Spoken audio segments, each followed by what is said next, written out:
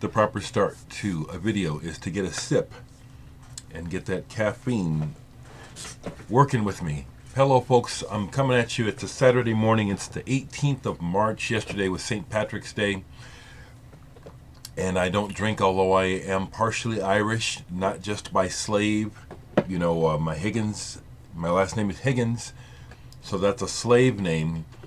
But my dad is mulatto, or rather his mom is mulatto, which means my grandmother on my dad's side, one of them, I think it's the dad. I think the dad is a white Irishman. So I have a great grandfather who is white and Irish, as well as I have a grandmother on my mom's side who is full-blooded Native American. Like most Americans, we're Heinz 57. Cheers to you, people.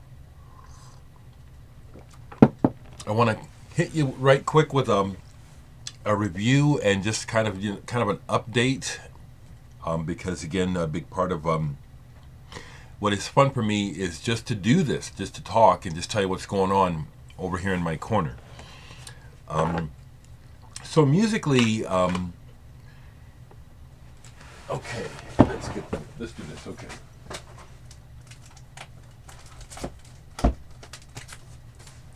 Okay. So I have a lot of musical associations. Indrima is one of the bands that I play, and we don't play regular, but it's Indrima. Put it out on my label, and Team Love with Nick Fackler and Aaron Gum. Well, Aaron Gum, who's part of Indrima, has started a new project of his own. Plus, he's a producer and he's a synth wizard. But he started a new project called Glow in the Dark. But he also does a production. And really just released a cool cassette single by his band Glow in the Dark on one side, and Vital Organs, a duo that he is producing. Now I'm bringing this up, and I'm going to review it for a couple of reasons. Aaron is really good, and the people he's choosing to work with on these projects have a lot of potential, in my opinion, commercially. I think there's a lot of commercial potential here. Glow in the Dark, which I'm going to play actually a little bit of. I think I can play you some of this with no copyright problems, okay? But Glow in the Dark has kind of a cold synthesizer approach that is retro and modern at the same time. I mean, I think of bands, I go back as far as the Human League, and then I think of things as recent as Crystal Castles. I've queued up the single, Glowing Digital Lust. I'm going to try to show it to you as well.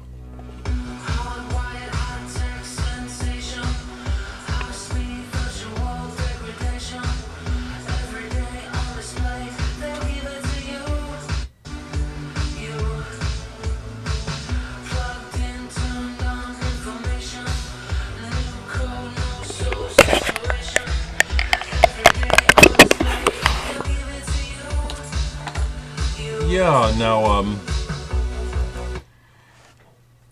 part of the reason why I'm sharing this with you is that they're my friends. I think that's pretty good. I think that actually it's the sort of thing that is digestible by a lot of people, and it's well done.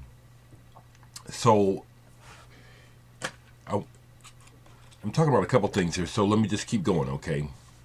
So anyway, some of you folks might have heard about the actor Corey Feldman, who also does music and has a group called Feldman's Angels. He had been in the news recently with what people are seeing as bizarre public appearances.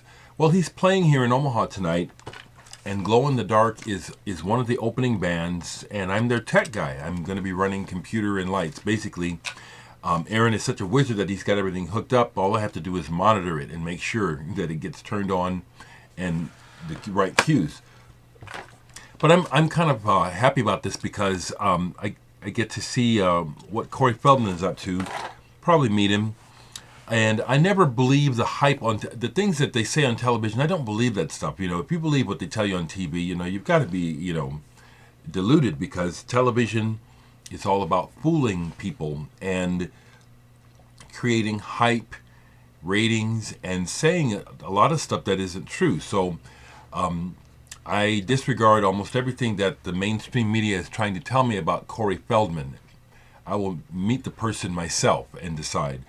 I know that he, through his acting and many of the movies he's been in through the 80s and stuff, it's part of the fabric of life for all of us. Now, to keep going, the vital organs side, and I do encourage you folks to look this up. It's all online. I'll leave some links. Female vocalist with vital organs. I just think it has a lot of what I consider mainstream appeal. I could easily hear this being played, in heavy rotation on the radio, on a rock station. It's got an electronic bent. They also got their swag together. They also got some armbands, wristbands. So I'm looking forward to that. I hope the show goes well tonight for everyone. I'm hoping I get a chance to talk to Corey. I mean, obviously, since I'm playing on the bill, I'll at the very least be able to say hi. But I'm curious to see what will happen tonight. All of this stuff for me is just a big kick, because, again, it's just part of the journey that I'm on, and it's part of what I want to be involved with, which is music and doing interesting things and art. If you're watching this bloody, I got a upcoming review for something by a musician in Albania, but it hasn't been physically released yet, although he sent me a link to he sent me a download of the record already. I do like it, but I want to wait till I get an official copy or some official word to share it. It's good enough that I want to tell you about it, okay, but not today.